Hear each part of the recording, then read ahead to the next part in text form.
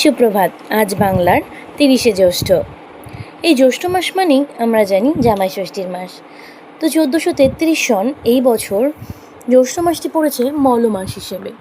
তো অনেকে এই মল মাসটিকে মন্দ মাস বলে মন্তব্য করেন, কারণ মল মাসে নাকি কোনো শুভ কাজ সুসম্পন্ন করা যায় না।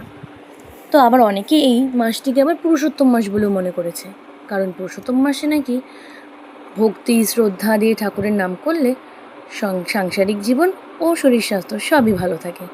তো সেই সাথেই অনেকে আবার বলেছে, যেহেতু জামাই ষষ্ঠীতে অনেকের বাড়িতে পুজো নিয়ম মেনে হয়, তো সেই ক্ষেত্রে জামাই ষষ্ঠীর পুজো তারা নাকি করতে পারবে না।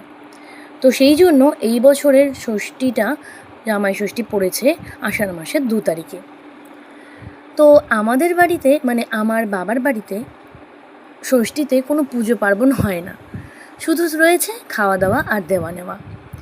সেই সাথে বাড়ি থেকে আমাদের বাড়িতে নিয়ম রয়েছে যে জামাইকে আমদুধ খেতেই হবে, সেটা আবার জ্যৈষ্ঠ মাসেই।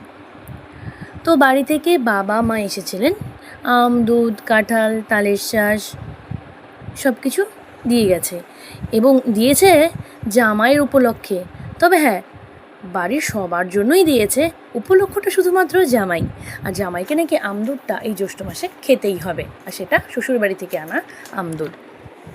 তারপরে সেই গিয়ে আবার জামাই ষষ্ঠীতে আমদুধ খাবে, সেটা আলাদা। তো যাই হোক, আমাদের বাড়িতে এই নিয়ম রয়েছে।